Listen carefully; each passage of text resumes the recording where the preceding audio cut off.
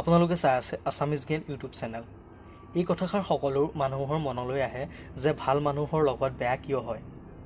যিদৰে মানুহৰ দহো আঙুলি সমান নহয়, ঠিক সেইদৰে সকলো মানুহৰ ভাগ্য লাইফষ্টাইল একে নহয়। আপোনাৰ আশে পাশে এনেকুৱা কিছুমান মানুহ আছে যি পুৱা গধূলি পূজা পাঠ কৰে, এজন ভাল মনৰ মানুহ, সকলোকে সহায় কৰে, কিন্তু তেওঁৰ লগত বেয়া হয়। আনহাতে যি স্বাৰ্থপৰ অধৰ্ম, তেওঁ সকলো ফালৰ পৰাই ভাল। আচলতে আমি ভবাৰ দৰে একো নহয়। ইয়াৰ বিষয়ে ভাগৱত গীতাত উল্লেখ কৰা হৈছে, অৰ্জুনে যেতিয়া ভগৱান শ্ৰীকৃষ্ণক সুধিছিল প্ৰভু ভাল মানুহৰ লগত সদায় বেয়া কিয় হয়, তেতিয়া ভগৱান শ্ৰীকৃষ্ণ অৰ্জুনক এক কথা শুনাইছিল। এখন গাঁৱত দুজন বেপাৰী আছিল। এজন ভাল আছিল, তেওঁ সদায় পূজা পাঠ কৰিছিল, মানুহক সহায় কৰিছিল আৰু সদায় মন্দিৰলৈ গৈছিল।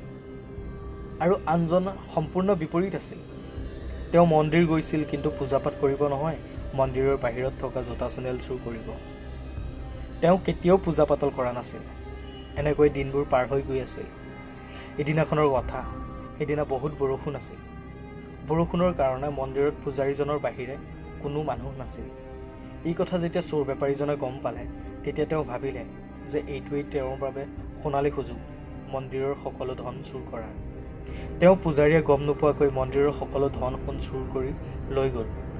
সেই সময়ত ভাল বেপাৰীজনে, যিজন সদায় পূজা কৰিবলৈ মন্দিৰ যায়, তেওঁ তাত উপস্থিত হ'ল পূজা কৰিবৰ বাবে। আৰু তেওঁ ভাগ্য বেয়া আছিল। পূজাৰীজনে তেওঁকে চোৰ ভাবিলে আৰু চিঞৰিবলৈ ধৰিলে। ওচৰে পাজৰে থকা সকলো মানুহ ওলাই আহিল আৰু ভাল বেপাৰীজনক চোৰ বুলি সজাই সকলোৱে অপমানিত কৰিলে। তেওঁ মন্দিৰ বাহিৰ হৈ ঘৰলৈ বুলি উভতিলে আৰু তেওঁ ভাগ্য ইমানেই বেয়া আছিল যে মন্দিৰৰ বাহিৰ হৈ তেওঁ পৰিলে আৰু বহুত দুখ পালে। তেনেকৈয়ে তেওঁ ঘৰলৈ যাওঁতে ৰাস্তাত চোৰ বেপাৰীজন লগ পালে, যিজনে মন্দিৰৰ সকলো ধন টকা পইচা চুৰ কৰিছিল।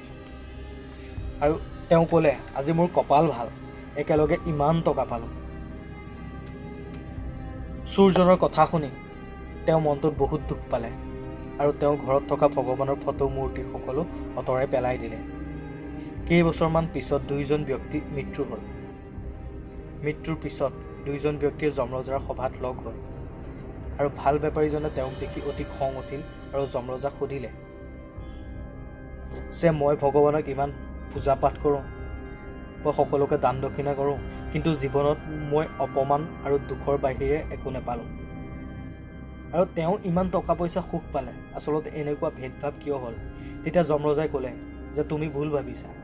যিদিনা তুমি মন্দিৰৰ বাহিৰত পৰি দুখ পাইছিলা, সেইদিনা তোমাৰ অন্তিম দিন আছিল, কিন্তু তোমাৰ ভাল কৰ্মৰ বাবে তোমাৰ একো নহ'ল, অলপ দুখ পালা।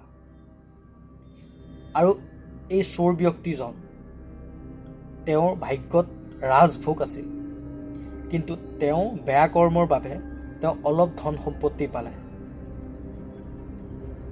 এইদৰে কোৱাৰ পিছত ভগৱান শ্ৰীকৃষ্ণ অৰ্জুনক সুধিলে, পাৰ্থ, তুমি তোমাৰ উত্তৰ পালা। এইটো নাভাবিব যে ভগৱানে আপোনাৰ কৰ্ম দেখা নাই। ভাল কৰ্ম কৰিলে ভগৱানে সদায় আপোনাক লগ দিব। যদি বেয়া কৰ্ম কৰে, তাৰ আপুনি ফল ভুগিবই লাগিব। ভিডিঅ'টো কেনেকুৱা লাগিল কমেণ্ট কৰি জনাব। যদি ভিডিঅ'টো ভাল লাগিলে লাইক এণ্ড ছাবস্ক্ৰাইব কৰি দিব।